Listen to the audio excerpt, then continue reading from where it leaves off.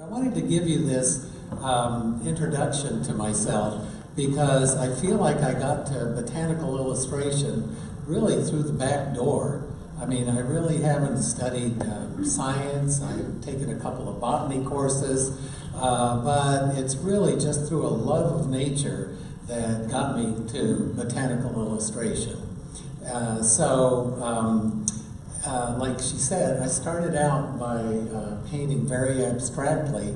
So for me, Botanical Illustration is a way of gathering information to use really in a pretty abstract way in the paintings.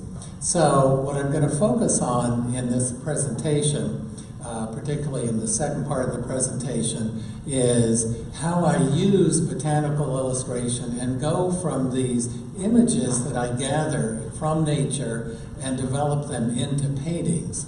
So I'll show you some images, go through these pretty quickly, of just what she was talking about my history. Next. So this is, it's pronounced Knaus, and this is a man that I apprenticed with in Provincetown, Massachusetts after I graduated from college. And that's the kind of work that he did, he's a modernist painter.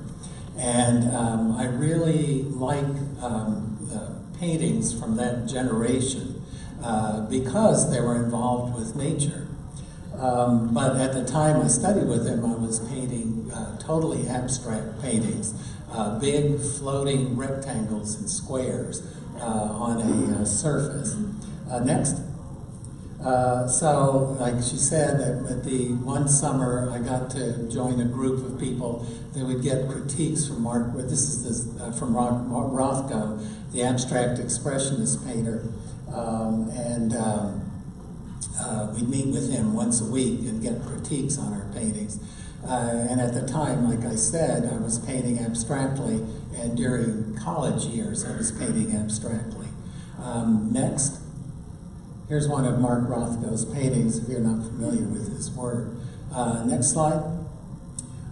Then, like she said, I moved out to the West Coast and everything changed. As she said, I got into psychedelics, and studying yoga, and tarot cards, and everything that was happening. We used to go to Golden Gate Park to see free Grateful Dead concerts and all that kind of stuff. So really got heavily immersed in the counterculture. And this is the kind of work that was happening in Northern California.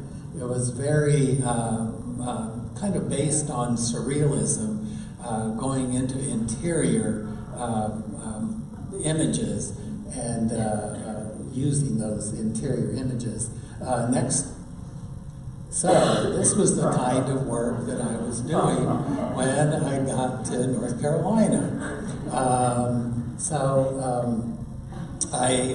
From California, I went and taught for a little while and realized that teaching isn't what I really wanted to do, that I really wanted to paint, and that teaching took up too much time and energy. So, and I was caught up in the Back to the Land movement, as she said, and moved to the mountains of North Carolina, where I've lived for the past 45 years in an intentional community called Silo Community. It's a land trust community of 1,200 acres, and we have 50 families, and with strong ecological values, and we share the land together and make decisions about what happens on the land as a group. And so when I got there, I was doing this kind of work. But really what I was enjoying was getting out in nature and looking around and doing some drawings and doing some paintings from that. So at the same time, after a little while, I kind of got out of doing this kind of work. Next. And started doing more work like this. I've done mandalas before, but then I got into doing these nature mandalas, which got me very interested in the natural environment. I didn't have a strong culture around me like I did on the West Coast to influence me, so it was really nature that grabbed me. And after doing that other kind of work, which was very interior oriented, looking inside, I found it a great relief to start looking outside myself. And so it really connected me with something larger than myself, rather than looking just inside. I felt like I was staring at my navel all the time, and looking outside really got me outside of myself. Next slide. This is an early painting from the first series that I did using nature images. I took a 2-month trip to California and went to sacred areas in California. This is, I went and spent a week out on one of the Channel Islands and did sketches, and there's a painting I did from there. Very early work. Next slide. Okay, I'm going to show you not only where I studied and how I got to where I am now, but also art that has influenced my work, which isn't kind of the standard art. So I'll show you art that influenced me. Next slide. So of course the Hudson River School painters, they were kind of the big nature painters in the United States. And I really enjoy Frederick Church's work. And actually I got a grant to go down to Ecuador and follow in his footsteps. And he went there in 1862, and I went there about, let me see, it was about 20 years ago. And so I had it all mapped out where I was going to go. And I was going to be in the same places, the same time of year that he was in different places. And I went there and started on the trip, and I found out that his route is now the Pan American Highway, and there's no native flora or fauna to be seen. It's all either fields or non-native eucalyptus or pine trees there. So anyway, I ended up going to preserves and doing paintings from nature preserves. Thank goodness for those nature preserves. Next. I also got into medieval painting. It's more the style of medieval painting that I really like. And I painted in egg temper for about 8 years. Next. Also, I got into Indian miniature painting. I actually got a National Endowment for the Arts grant to go study, to go to a 5-month trip and study Indian miniature painting in Jaipur, India. So I sat in a workshop and learned. Mainly I was interested in the techniques that they used. Next. Balinese painting. I studied with a traditional Ubud style Balinese painter. And next. And I went to Kathmandu and studied in a traditional Tanka, Tibetan Tanka workshop. Now all of these, stylistically, if you look at my work, you can see relationships where I've stolen ideas from all these different kinds of paintings. Next. So I'm also really interested in folk art. I find that folk artists are much more connected to the natural environment than contemporary artists. So I'm really quite interested in those. I went to the Dominican Republic, where there is still some nature left, and took a trip 3 winters ago to the Dominican Republic to do some painting. Next. Tigua painting from Ecuador. It's this little town in Ecuador where they paint with enamels on leather. Next. I was in New Zealand and got very influenced by the images from Maori wood carvings. Next. This is one of Carl Knaus' paintings, the man that I apprenticed with. He was really a mentor to me. And he was from my grandfather's generation, and which still had a connection with nature. So that's one of my favorite periods of painting, are these modernist painters. Next. So Georgia O'Keeffe is probably the most well-known painter from this generation. They all had this connection with nature. Next. Emily Carr, she's a Canadian painter that painted nature. Next. Marston Hartley, another American painter from that same generation. Next, Milton Avery. He was a good friend of Carl Canas, would spend his summers in Provincetown. Next, Walter Anderson from down in Alabama. There's a wonderful museum in Ocean Springs down there of his work. Next, Charles Birchfield. Next, Will Henry Stevens from South Carolina. Next, and of course I've always liked Henri Rousseau. I like sort of the primitive quality of his work, which I try to emulate in my work. Next.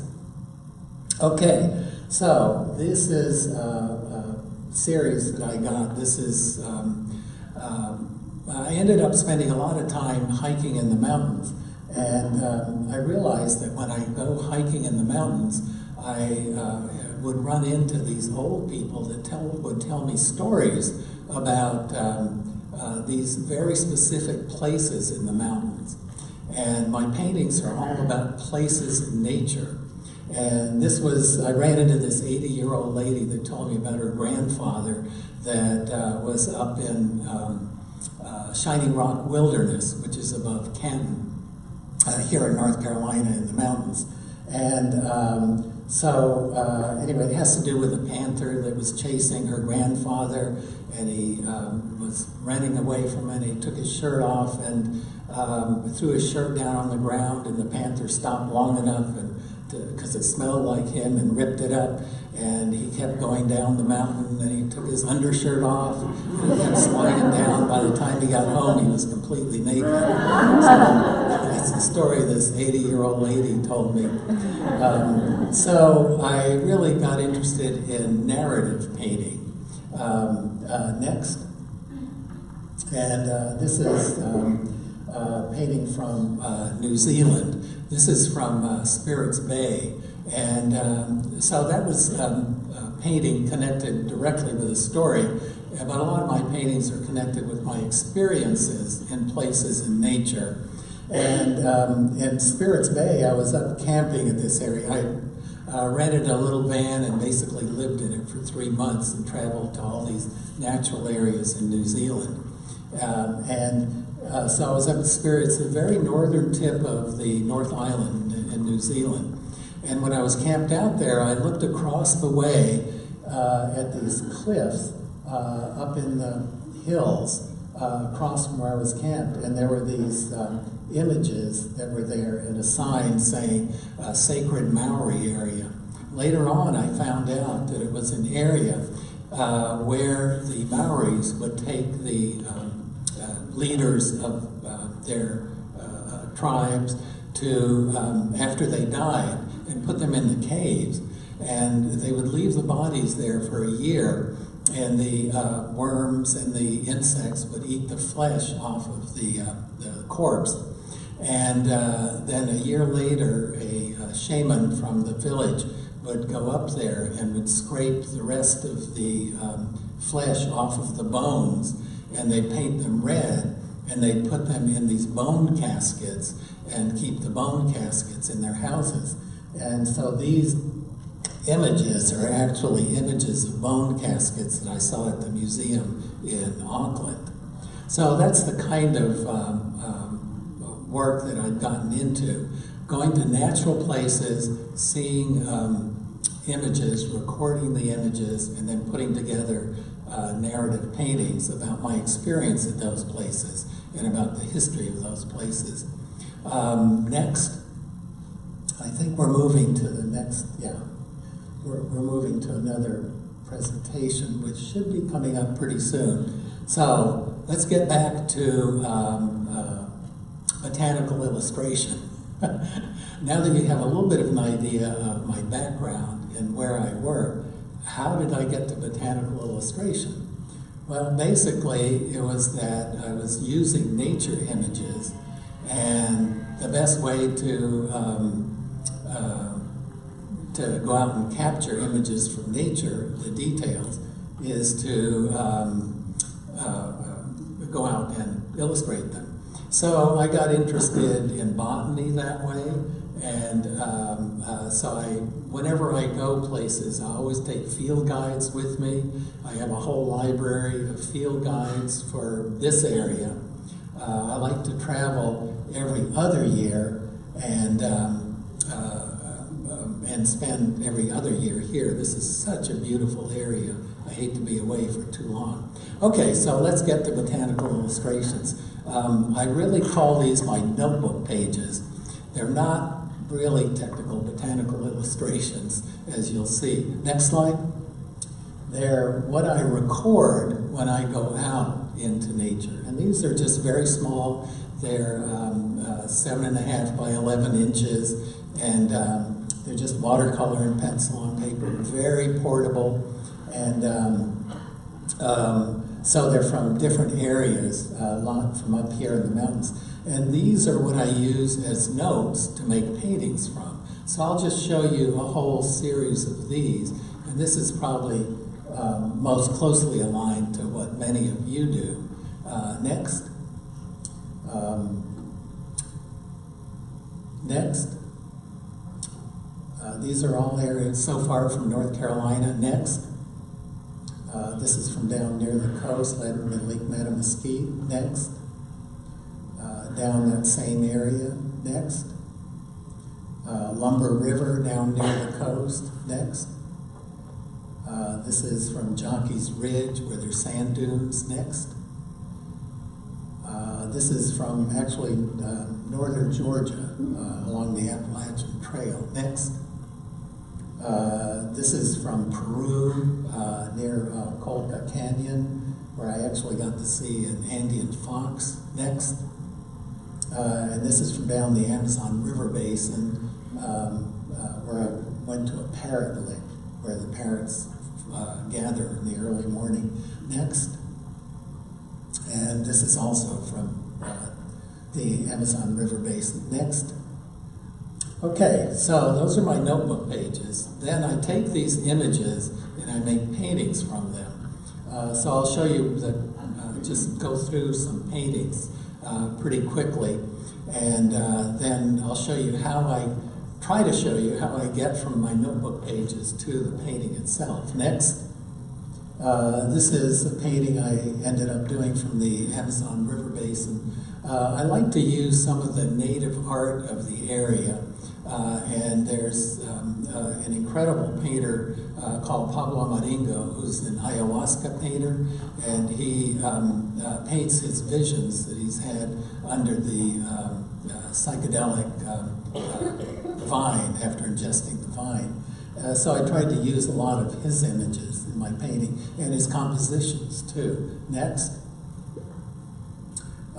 This is from Lake Waccamaw in eastern North Carolina. Next. This is from Joshua Tree from a trip I took Southwest Deserts. Next.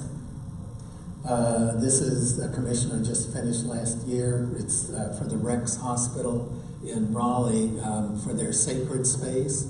I'm glad people are getting the idea that nature is sacred and is part of what we should really revere. Next. This is one that's commissioned for the North Carolina State Bar Association. By the way, this one is 4 by 6 feet. The last one was 7 by 8 feet, so they're fairly good-sized paintings. Next. This is a smaller one, 30 by 40, modern butterflies that are disappearing. So I kind of put a bunch of ghost ones in there. Next. And this was from Courthouse Falls up off the Parkway and the Devil's Courthouse, the rock off the Parkway there. Next. This is from the Dominican Republic, trying to use a lot of the pattern that I saw on Dominican and Haitian painting. Next. And this is from my latest trip where I spent last winter a couple months in Tasmania and was traveling around to different natural areas. This is from the East Coast. Next. This is pretty obviously from Machu Picchu, and the ruins were interesting, but the natural environment around that area is really interesting. Next. Okay, I'm going to show you kind of my working process. Next.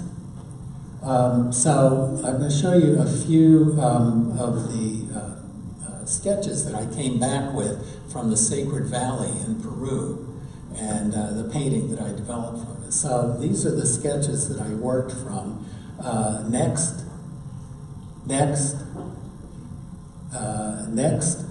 I spent a week in Ollantaytambo and would go hiking every day around there, gathering images. So the Sacred Valley is I definitely felt like it was this very otherworldly place. So I tried to get that across in the painting. So I had to kind of put the celestial sphere in there too. So I have wanted to put these constellations in. Actually, they're images from traditional pottery from that area, pre-Incan pottery. What? I guess. What's happening here? Somebody got a telephone call.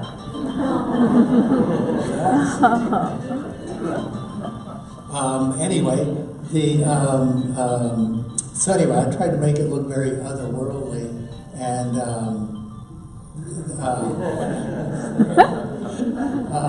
when I was there was this man at the old ruins at Ollantaytambo that was playing the harp, and I was very impressed. He was kind of laying back in his chair. He was blind, and he was laying back in his chair, and he was playing the harp with this very ethereal music, and it looked like he was communicating with the ether kind of from beyond, which was very fitting for the Sacred Valley in Peru. These are all images of flowers and birds and landscapes that I saw there.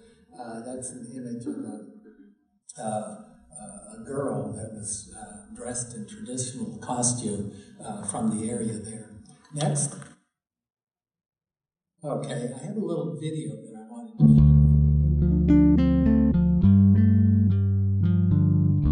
The goal of my painting is to express my experience in the natural environment. The more direct my experience can be, and the more direct my interpretation of that can be, the more it feels like it's coming from a place inside myself rather than something outside of myself.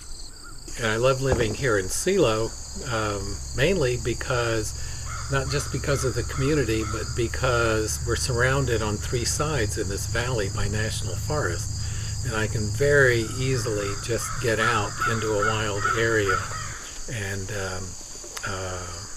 sketch. And what I run into is an incredible species diversity here. It's some of the one of the most diverse areas for natural species in the country. What I do is I go out, find an environment that I want to sketch, and then go and collect details from that environment so that my landscape and the details, when I make notes, are all of a coherent piece. I'll come back, and this is just very roughed in. I'll come back and work on the sketch some more. But before I do, I like to record the colors that I see.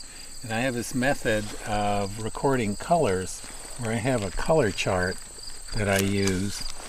And I will label the big shapes in order of what's the lightest, what's the next lightest, and go on down a value scale. It makes me pay attention to what I'm seeing in the real tangible world rather than paying attention to a world that's once removed. Finish my landscape. Now we'll take a look and see what's in the landscape that I just drew. And pick the flower.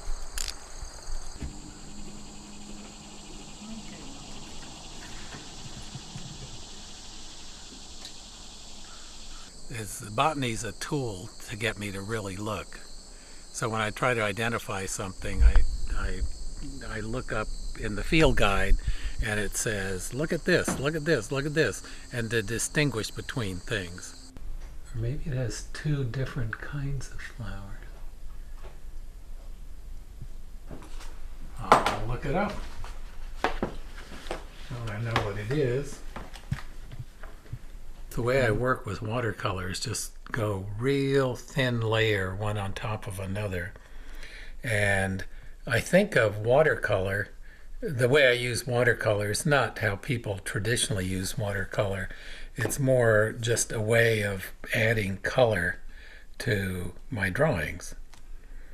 So I think more as colored drawings than actual watercolor that most people use all kinds of fancy techniques. I just do real thin layers built one on top of another. These are some of my earlier ones, but I've had them be more finished. They've really become a bread and butter item because they're very appealing and they sell well, and I can sell them for not a very high price, and I enjoy doing them. But lately I've been making them more like finished paintings. To me, it's been more interesting to try to compose in little different ways rather than just having everything spotted around there. I keep a journal when I'm out on my travels, or even every day I keep a journal. So then I bring my notebook pages and my rough sketches from my sketchbooks together, and I play around with different ideas, and I do just little thumbnail sketches of how would I combine these different things. For a painting like this, this reflects my trip to Cape Breton, and these are different environments on Cape Breton that I ran into. Was there for a month drawing, actually on Cape Breton for 2 weeks. There's a bog setting. This represents the East Coast. This is more like the West Coast area. I saw gannets diving. This is a high meadow where I ran into moose. A river going out into a lake there. And of course the flowers, the lupins were in bloom, so they were one of the main features there. And so all these flowers are flowers that I got from my sketches. Saw a flock of redstarts flying through in that area. So I'm trying to combine these different worlds into one painting.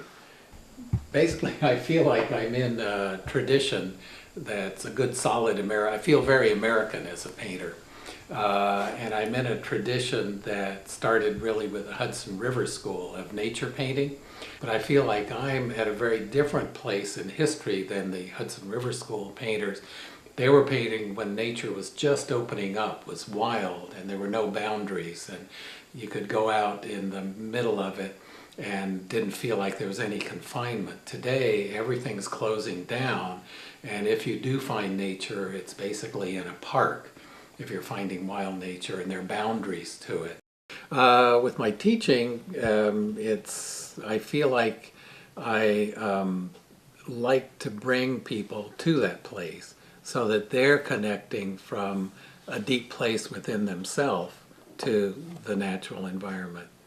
So my teaching, I try to connect people with their own inner vision, with the way they personally see the environment from their own subjective self to the environment, the objective thing that they see out there, and make that connection. Just try to identify that one big color. Then when you paint it, you can come back and kind of divide up that color in different ways of what you see here. But you want to start with that big color. I don't know if I can put it in spiritual terms, but I basically consider myself a pantheist. In other words, that what I see out there is the blood and flesh of God.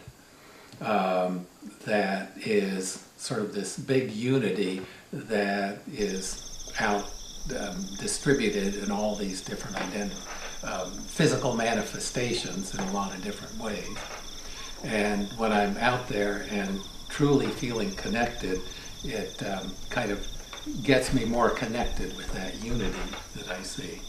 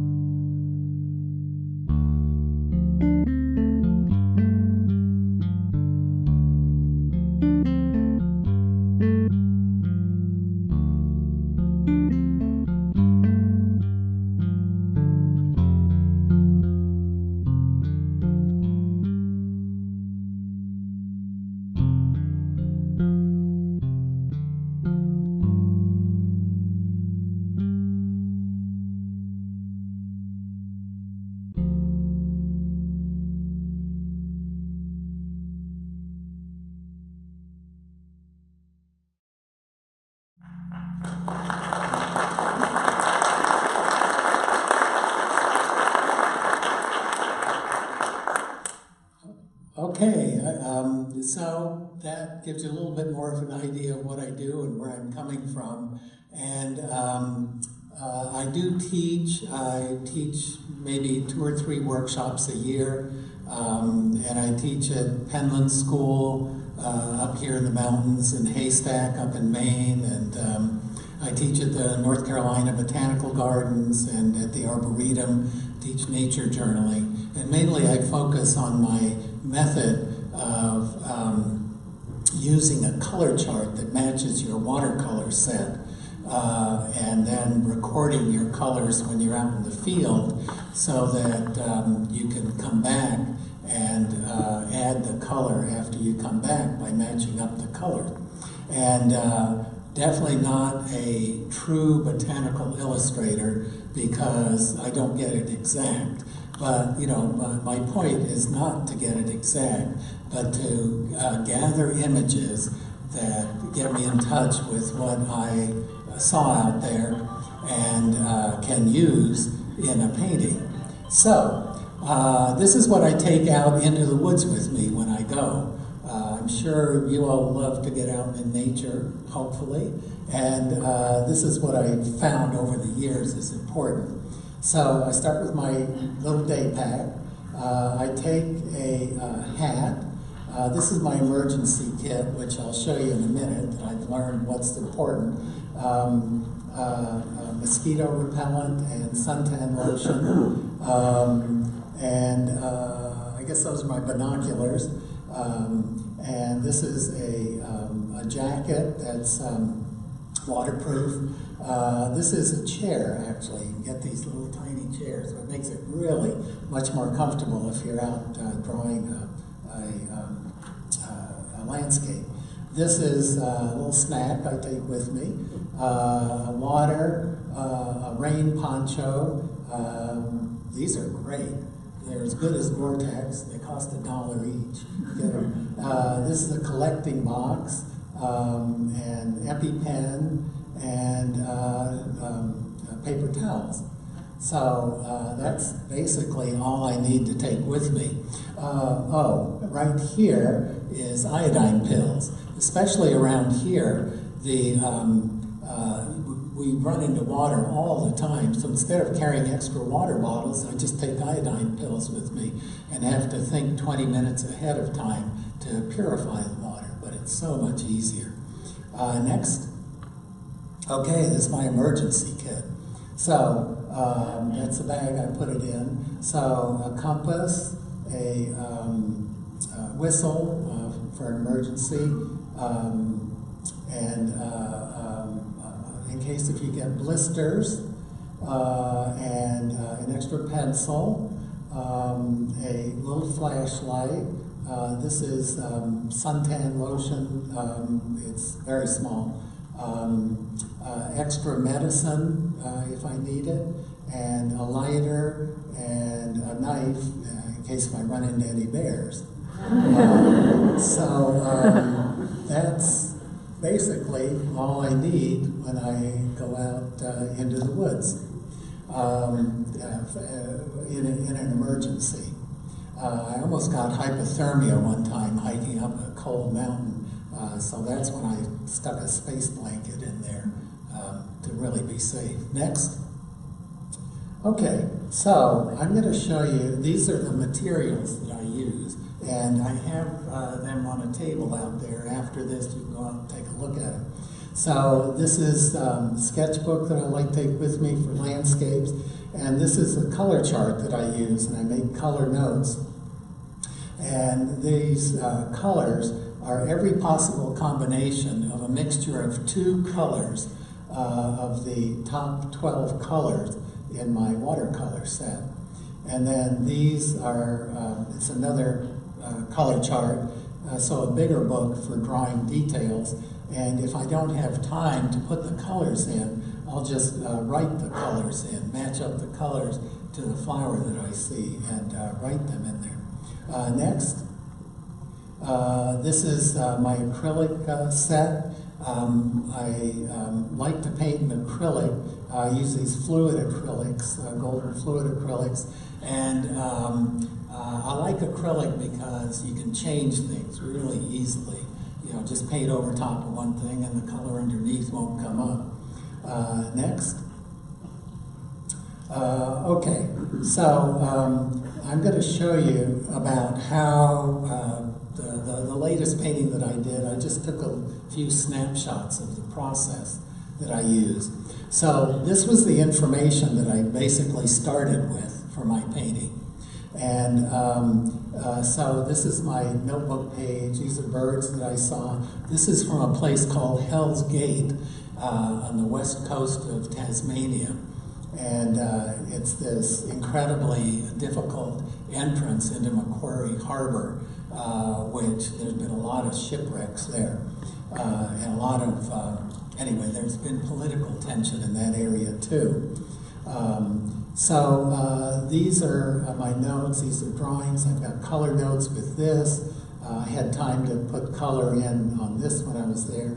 That's my landscape and my color notes for the landscape.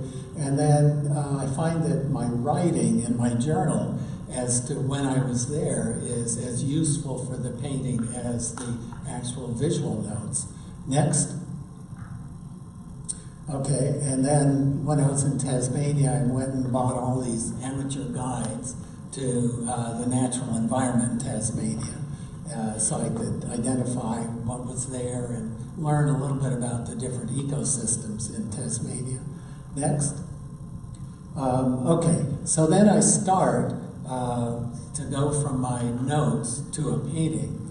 I start by kind of putting out all the images from my journal, from my notes, just very roughly, just kind of so that everything's, all the material that I use, I'm going to use in the painting is spread out in front of me.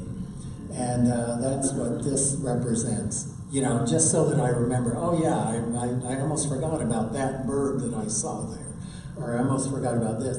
So then, so I have this collection of images. Then, next, then I go and do a thumbnail sketch of, well, I start playing around with how can I combine some of these images.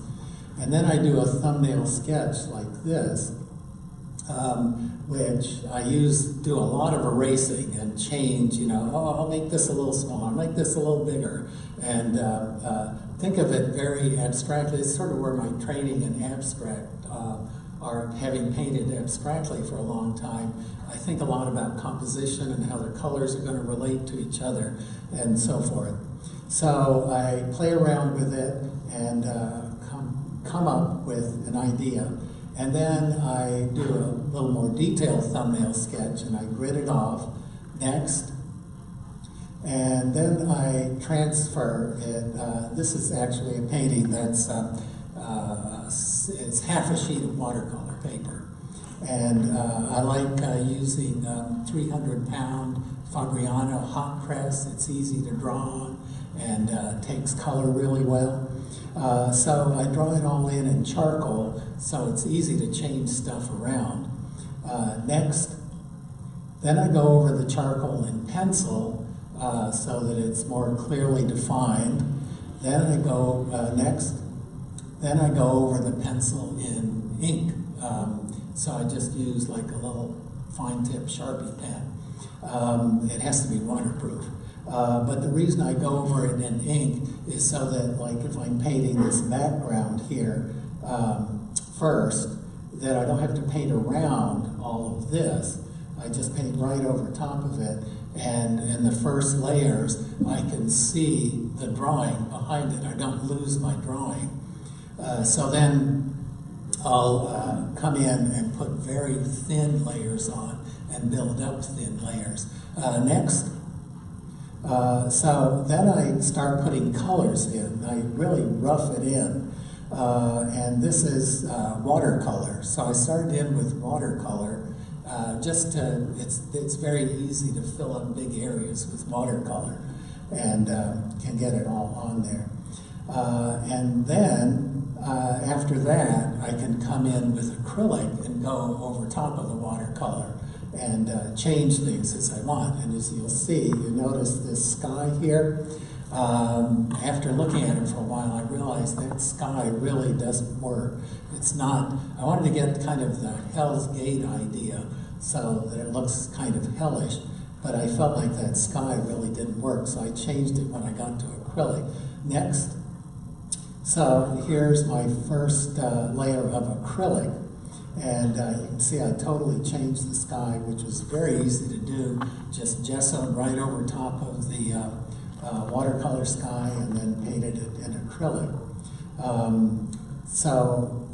Then I sort of start playing around next and editing, and I wanted to get kind of that fire idea back again. And so I put the fire on. This is coast wattle. It's a kind of acacia that grows at the beach there. And I wanted to introduce sort of one of the stories about the area that I had heard into the painting. It's a very important area from an ecological point of view for Australia, because there was this incredible confrontation that happened right here. And they wanted to build a dam to dam up this river that empties into Macquarie Harbor. And it was right in the heart of this wilderness area that is one of the most unique wilderness areas in the world. It's a podocarp forest. Podocarp forests only exist in this very southern regions of the world, but at one time it was widespread when the continents were joined in Gondwana, and it was sort of the one kind of forest, and the trees are all wind pollinated because they evolved before insects evolved. So you got to see things, trees there like Huon pine and celery top pines and a bunch of other podocarp trees. There was this big confrontation. The environmentalists, this was like in the 70s, got together, they blockaded the harbor, there was some monkey wrenching going on with the people that were wanting to build the dam, and finally they got everybody involved. People came from all over the world to demonstrate there, and finally they got it preserved when the United Nations declared it as a UNESCO World Heritage Site. So the whole southwest corner of Tasmania is preserved now. And you have this amazing forest there that's just totally wild. So I wanted to kind of bring a little bit of that idea into the painting, kind of subtly.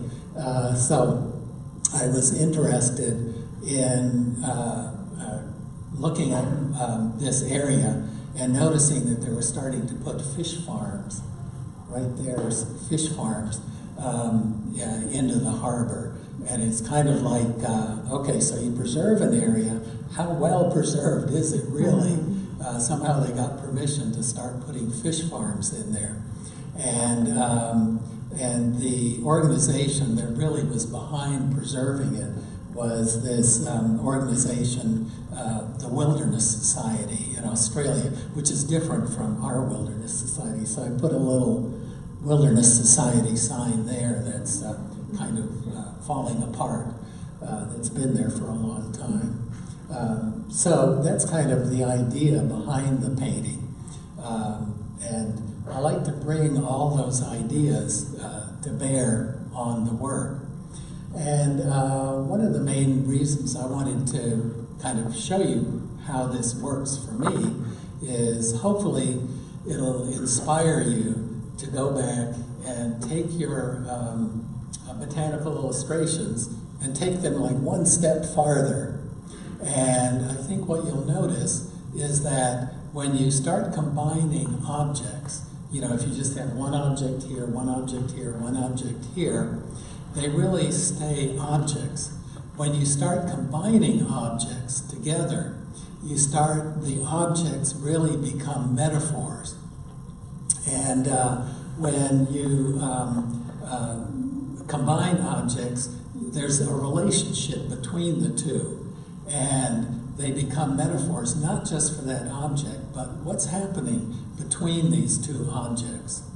And it kind of puts you into another realm. And when you do that, I think when you're recording the objects, you're kind of in the realm of prose.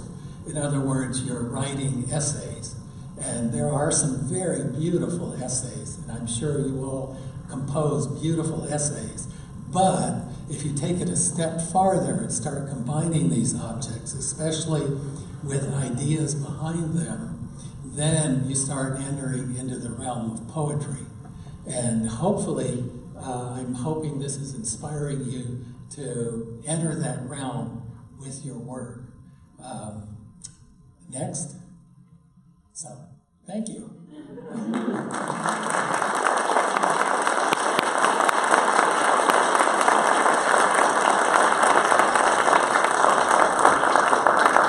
Okay, I've got time for some questions. Yes? What substrate are you painting on? Oh, okay, good. I said that I like painting on 300-pound Fabriano hot press paper, and that's sort of my standard for paper. For canvas, for larger paintings, I paint on canvas, and I use Dixie canvas. It's a very heavy canvas, and but I don't like painting on. I don't like painting on a springy surface, and if you were to paint on a really large panel, which would be a hard surface, then it takes up a lot of room and is hard to store and hard to transport. So what I do is I stretch canvas over a panel and staple it, and then I paint on it on the panel. Then when I'm done painting it, then I take it off of the panel and I make up some stretcher bars and I re-stretch it onto stretcher bars. And that works for me pretty well. So I have a set of sizes, different sizes of panels and different proportions that I can stretch the canvas on. And I just use plywood to stretch it on. But also I was going to say about my the larger paintings, I use acrylic, but I don't like the way bright colors or dark colors look with acrylic. Somehow the bright colors tend to look plasticky. So I go over with oil glazes over the dark colors and the bright colors. And that gives a look that I like a lot better. You can get deeper, richer darks with oil than you can with acrylic. and you can get bright colors that don't look quite as plasticky, I think, with oils. But I do like painting in acrylic, so there's just some thin glazes that I put over top of the acrylic in these areas. And then I varnish the whole thing so that the surface has the same quality over the whole thing. Other questions? Yes? Your notebook pages, Yes. how long do you usually take on one of those? It usually takes me about, I'd say maybe a day and a half. Probably more like a day and a half. And, you know, it's very important if I can do it when I'm on site or actually in the camper or in the tent. I never work plein air.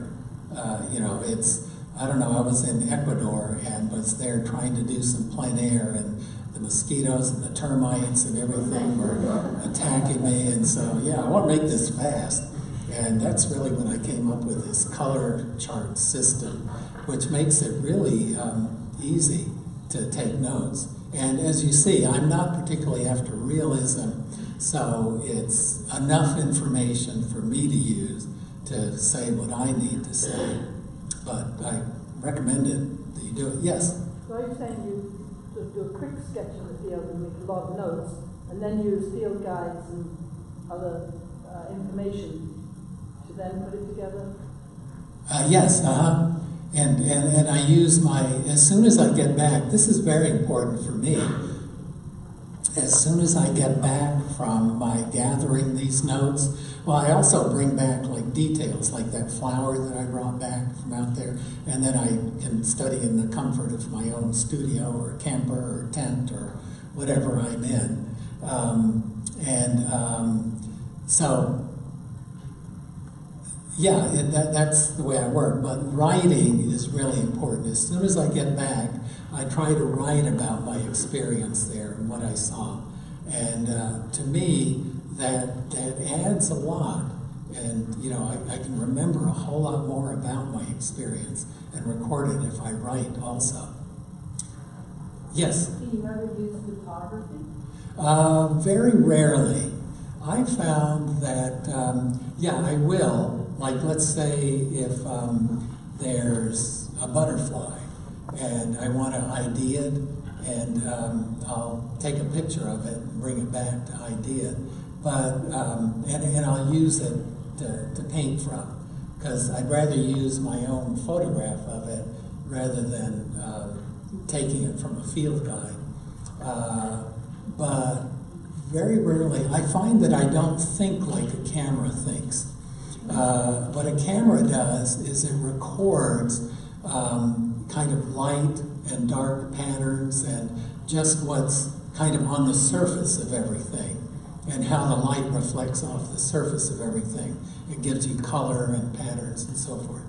And when I draw, I think much more about the structure and the form of the thing. And a lot of times photography can be really confusing. Like, let's say you have a tree trunk and you have a shadow shining across it. You know, it makes it very confusing if you're trying to show that tree trunk. So, again, this has to do with like your right and your left brain, I think. And if any of you are familiar with the book Drawing on the Right Side of the Brain, it's a very good book for learning to draw on the right side of your brain. But I feel like the most interesting drawings that happen are where you're using both sides of your brain. In other words, instead of just recording what your eye takes in, you're recording what you know about that object also. And to me, that's using the left side of your brain in order, you know, you look at a pattern on bark on a tree, and you can analyze that pattern and know that that pattern is making like a diamond shapes. You know, instead of just copying, you know, oh, it's a little dark here, a little dark there, and so forth, you can analyze it and think that, yeah, those are diamond shapes. And a lot of fun comes from actually drawing what you've perceived about that, rather than just kind of copying what you see. So the other thing I wanted to really talk about fun is that for me, the really fun part of painting comes after taking the notes. I mean, taking the notes is fun too, but the really fun part is, yeah, let's play with this. Let's take these ideas and bring them all together and make a painting out of it. So if you're not taking your notes beyond just recording, I think you're missing a lot of the fun of painting. So I encourage you to take them beyond that. Any other questions? Yes? So then how long does it take to make one of the large paintings from all these? Usually to do a really large painting, last year I did 2 paintings. I did one for the hospital and I did another commission. And that's to go out and gather the information and so forth. It took me all year to do 2 paintings. One was 7 by 8 feet and the other one was 4 by 6 feet. But they had a lot of parts to them. But to me, going out and gathering the information and just being out in nature is really the other really fun part too, to get out there. Yes? Yes, Okay. I'm intrigued that you went from being an abstract artist to something a little more realistic. And what was the moment that you remember when you went and made that change? And do you ever envision yourself going back to abstract? Certainly not in the same way. I can't imagine myself painting big squares on a flat canvas. To me, that sounds boring as hell. And, back then I was really interested. It's when structuralism was big in New York, and Provincetown had a lot of New York influence at that time. So I was really interested in kind of how the colors related to each other in different series, like using the Fibonacci series in terms of relationships. So I brought in like math into the work, and it was more like an abstract concept. I didn't think they worked very well visually, but they work great as this abstract concept. But yeah, to me, kind of the lushness and the richness of the natural environment and organic shapes has really gotten into my bones. If I had if I had moved to New York, I'd probably still be painting abstract paintings. But it's moving to the mountains of North Carolina that is one of the most beautiful places in the world that really pulled me into it, and definitely feels like home. So it wasn't like one moment, oh yes, I'm going to do that, I'm going to stop doing this. It kind of gradually evolved. Any other questions? We have about just a few minutes. Yes, back there. So you travel a lot, so how do you normally get funding to go on these trips? Not anymore. I did get a number of grants to travel at the beginning, but you got to know I travel really cheap. I don't know, my whole trip to Ecuador for 3 months cost me $3,000. I travel by bus and stay at cheap hostels or camp out. My trip to Tasmania was pretty inexpensive. I rented a van and just lived in the van the whole time I was there, and cooked my own food, didn't have to pay. There are a lot of free camping areas. There are lots of ways you can travel pretty cheap. So I used to get grants, but then I stopped applying for them because I realized that I was selling enough paintings from my last trip to pay for my next trip. And it's like, hey, I don't need these grants anymore. And they're a pain to apply for, and other people need them more than I do. So, I'll just fund myself. So it's self-funded grants, let's put it that way. But Yeah, and like I said before, I like to travel every other year because this is definitely home. I like to stay grounded in the mountains of North Carolina. And right now I'm working on a series that'll take me out of the mountains but keep me in North Carolina.